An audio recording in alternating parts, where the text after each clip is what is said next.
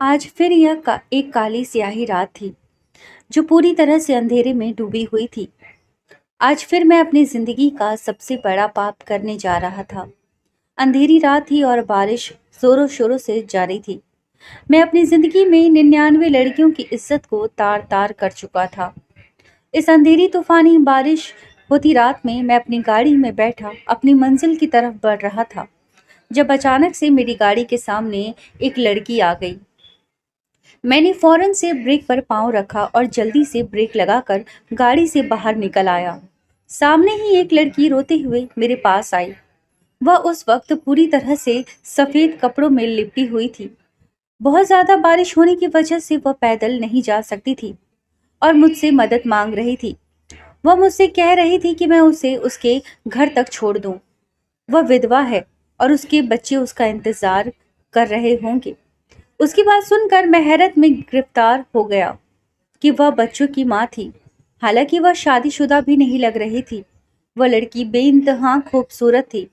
बारिश की वजह से वह पूरी तरह से भीगी हुई थी। उसको देखते ही मेरी नीयत उस पर बिगड़ने लगी। मैंने उसे अपने साथ गाड़ी में बिठा लिया। कुछ ही देर में हम लोग मेरे घर पहुंच चुके थे। अपने घर पहुंचते ही मैंने उसे अपने घर के अंदर बुलाया। मैंने झूठ बोला कि मेरी गाड़ी का पेट्रोल इतना ज़्यादा नहीं है कि आगे तक जा सके और बारिश का हालत वो खुद देख रही थी। उसने कहा ठीक है, वह कुछ देर मेरे घर में रुकने को तैयार है। वह मुझे अपना मसीहा समझ रही थी, जबकि मैं तो उसे देखकर पागल हो चुका था। जैसे ही वह मेरे कमरे के अंदर दाखिल हुई, मैंने उसे अपने शिकंजे में ले लिया। उसके करीब जाने के बाद मुझे कोई होश नहीं रहा और सुबह मेरी नींद खुली तो मेरा सर चकरा रहा था। आज मैं एक पाप कर चुका था। सुबह जब मैं सोकर उठा तो मैंने अपने जुर्मों वाली डायरी को खोला। यह एक ऐसी डायरी थी जिसमें मैं अपने हर जुर्म और पाप को लिखा करता था। मैं बहुत बड़ा पापी इंसान था, ये सच बात थी, और मैं अपना हर पाप उस डायरी में लिख देता था। लेकिन जैसे ही मैं अपनी डायरी के करीब गया तो सामने का मंजर देखकर मेरे पैरों तले से जमीन खिसक गई। जैसे ही मेरी नज़र डायरी से हटी और उस लड़की पर पड़ी तो उस लड़की को देखकर मेरे होश उड़ गए और मैंने उस लड़की को देखा। उसकी हालत देखकर मेरा तो दिल लगभग फटने के करीब था। मैंने उस लड़की से हकीकत जानने की कोशिश की और फिर जो हकीकत उसने मुझे बताई वह सुनने के बाद मैं अपने होश में नहीं रह पाया। मुझे तकरीबन 24 घंटे के बाद होश आया था। जैसे ही मुझे होश आया तो मेरे सामने वही लड़की खड़ी थी। उस लड़की ने जो हकीकत मुझे बताई थी, उसने मुझे मेरे माँझी में ढकेल दिया था। माँझी को याद करते हुए मैं बहुत पीछे चला गया था। यह उस वक्त का किस्सा था जब मेरी उम्र मुश्किल से 20 साल थी।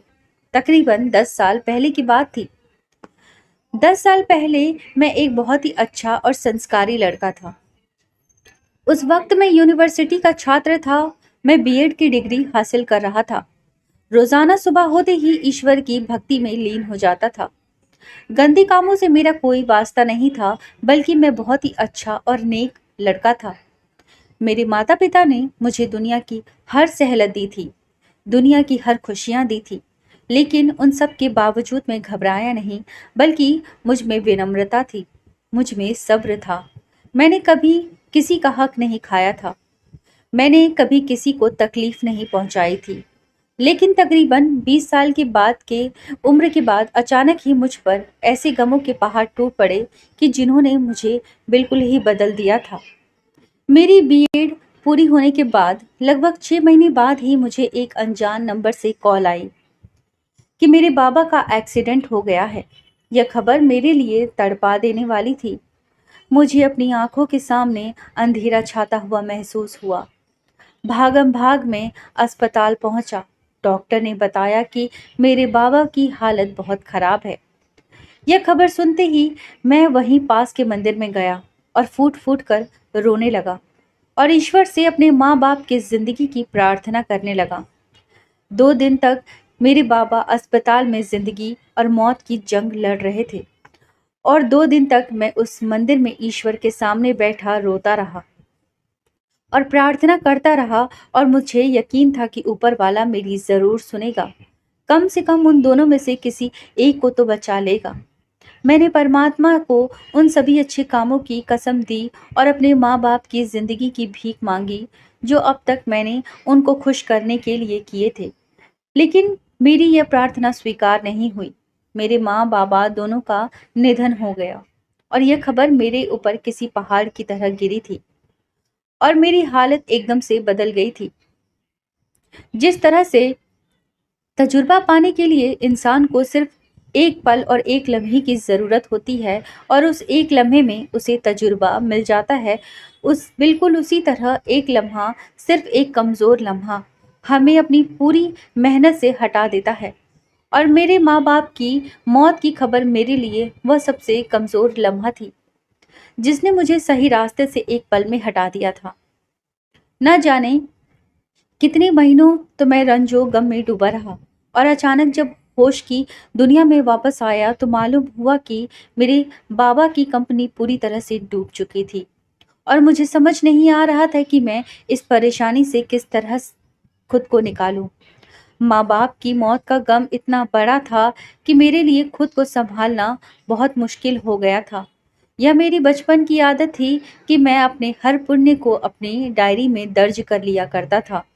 मैं उस डायरी में हर वह बात लेता था जो मेरे पुण्य के तौर पर मैंने की होती थी। राहगीरों की मदद करता था, बड़े बूढ़ों का सम्मान करता था, यूं समझो कि अच्छाइयों का कोई काम नहीं छोड़ता था और उन सभी कामों को मैं अपनी डायरी में पुण्य के तौर पर दर्ज कर देता था।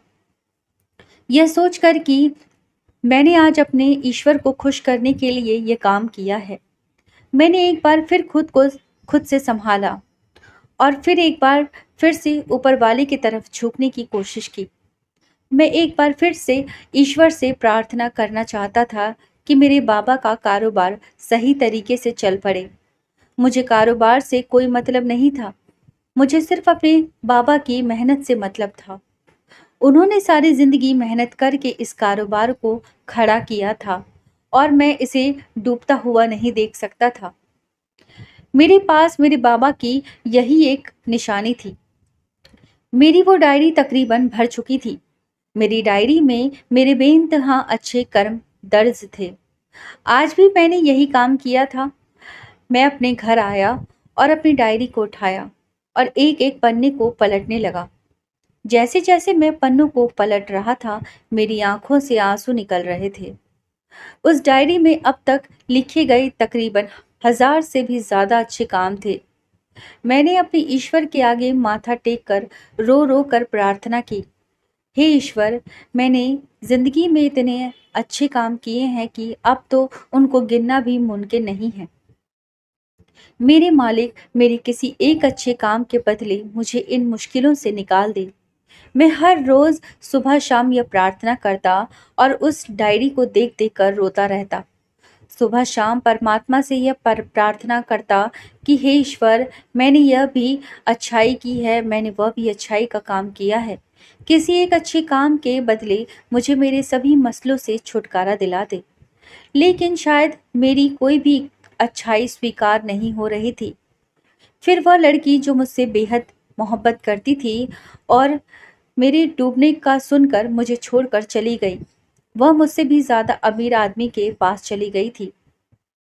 मैं बहुत रोता रहा और मैंने बहुत प्रार्थनाएं की कि वह वापस आ जाए, लेकिन वह उस आदमी के साथ शादी रचाकर देश से ही बाहर चली गई। उस लड़की को अपनी जिंदगी में वापस लाने के लिए मैंने बहुत प्रार्थनाएं की थी, लेकिन मेरी यह प्रार्थना भी स्वीकार नहीं हुई। एक लंबा समय प्रार्थनाएं करने के बाद भी जब मेरी प्रार्थनाएं नज़रअंदाज हो रही थी, तो मैं बागी होने लगा था। मैं मायूस हो गया और आहिस्ता आहिस्ता मुझे प्रार्थना करने से भी नफरत होने लगी। ईश्वर मुझे माफ करे, आहिस्ता आहिस्ता मैं अपने परमात्मा से दूर होने लगा। मैंने सोच लिया था कि अब मैं उस ईश्वर से कुछ नहीं मांगूंगा। मैंने सोच लिया था कि अब जो मर्जी हो जाए, मैं कोई भी अच्छा काम नहीं करूंगा। मैंने सोच लिया था कि अब मैं बुरे काम ही करूंगा, सभी गंदे कामों की तरफ निकल जाऊंगा, सभी तरह के गंदे काम करूंगा। इसी वजह से मैंने एक नई डायरी खरीद ली थी, ताकि मैं उसमें अपने सभी पापी जुर्म लिख सकूं। मेरे एक दोस्त ने मुझे बताया कि अगर मैं बुरा काम करूंगा तो उसकी वजह से मैं इन सभी मुश्किलों से निकल सकता हूँ। मैंने काफी समय अपने ईश्वर से मदद मांगी, लेकिन जब मुझे हर तरफ से मायूसी का सामना करना पड़ रहा, तो मजबूर होकर मैंने गंदगी भरा रास्ता धारण कर लिया। सच कहा गया है कि गंदे कामों में मजा बहुत होता है। यह एक ऐसी दलदल है जिसमें इंसान जब फंसता है तो बस फिर उसमें फंसता चला जाता है। आहिस्ता आहिस्ता, धीरे धीरे, लेकिन उस दलदल से निकलना बेहद मुश्किल होता है। आहिस्ता आहिस्ता मैं भी इस दलदल में फंसने लगा था। मैंने हर छोटा मोटा गलत काम शुरू कर दिया। फिर मुझे इस बात का पता लगा कि इस दलदल में मैं अकेला नहीं हूँ, बल्कि बहुत से लोग हैं जो इस दलदल में फंस चुके हैं। और बहुत से तो ऐसे हैं जो अपनी मर्जी से इस दलदल में फंसते हैं। आहिस्ता आहिस्ता मैं गंदे कामों के सहारे ही जीने लगा। अब मेरी जिंदगी उन्हीं गुनाहों में बेबसर हो रही थी। एक के बाद दूसरा, दूसरे के बाद तीसरा, तीसरे के बाद चौथा, और फिर बस मैंने लड़कियों की इज्जत को तार-तार करने का काम शुरू कर दिया। और इस काम में इस कदर मज़ा था कि मैं अपने परमात्मा को बिल्कुल ही भूल बैठा था। यह सच था कि मैंने दिन ब दिन बहुत ज़्यादा तरक्की की। आहिस्ता-आहिस्ता मैं कामयाबी की बुलंदियों तक पहुँच गया। उस बीच मैंने कई लड़कियाँ फँसा कर रखी थी। मेरे सभी गंदे कामों में लड़कियों की इज्जत सबसे बड़ा गंदा काम था, और सबसे पसंदीदा भी। मैं हर रात किसी न किसी लड़की के साथ गंदा काम करता था, और मुझे इस बात का ज़र्रा बराबर भी अफ़सोस नहीं था। सारी लड़कियां अपनी मर्ज़ी से मेरे साथ रिश्ता कायम करने के लिए तैयार हो जाती थी, और जब मुझे उनकी ज़रूरत होती, तो मैं उनसे अपनी ज़रूरत पूरी करता। लेकिन ऐसे में एक लड़की ऐसी लड़की थी जिसे फँसाना मेरे लिए बेहद मुश्किल हो रहा था। मुझे उस लड़की से एक अजीब-सी दिल लगी हो गई थी। मैं अपनी सारी बातें बताने लगा था। मुझे उस लड़की में अपनी परछाई दिखाई देने लगी थी। मुझे यकीन हो चला था कि वह लड़की भी मेरी तरह ही गंदे कामों में पड़ी हुई है। मैं अच्छे से जानता था कि वह भी मेरे साथ इस जुर्म से सम्मिल शामिल होने के लिए राज़ी होगी। वह लड़की तो मुझे ना मिल सकी, लेकिन उसके अलावा मुझे बहुत सी लड़कियां मिल चुकी थी जो मेरी ही तरह इन कामों में पड़ी हुई थी। जैसे ही मैं उन्हें गंदे काम का ऑफर करता, तो वह फौरन राजी हो जाती, और इस तरह मैं इस दलदल में फंसता चला गया। तकरीबन एक लंबा समय मैंने इस गंदे कामों में गुजारा, और इस बीच मैं तकरीबन कामयाबी की हर बुलंदियों तक पहुंच चुका था। लेकिन एक दिन अचानक मेरे साथ कुछ ऐसा हुआ जिसने मुझे वापस ज़मीन पर लाकर पटक दिया। मेरी कंपनी एक बार फिर से डूब चुकी थी। मैंने हर मुमकिन कोशिश की कि मैं अपनी कंपनी को दोबारा से बुलंदियों तक पहुंचा सकूं, लेकिन मेरी हर कोशिश नाकाम होती जा रही थी। मैं गंदे कामों में इस कदर घिरा हुआ था कि अब वापसी का रास्ता शायद मुमकिन नहीं था। मेरी उसी दोस्त ने मुझे हौसला दिया और तसल्ली दी। उसने कहा कि बहुत जल्दी मैं वापस से अपना स्थान हासिल कर लूंगा। लेकिन लाख कोशिशों के बावजूद भी मैं अपना वह स्थान हासिल नहीं कर पाया।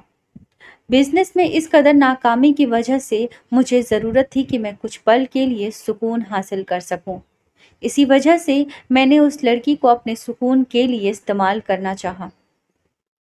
मैं अपने ईश्वर को पूरी तरह से भूल बैठा था। मैं उसकी मोहब्बत से नाउम्मीद हो गया था। इस वजह से मैंने गंदगी से भरा रास्ता अपना लिया था, और अब मैं इस जुर्म के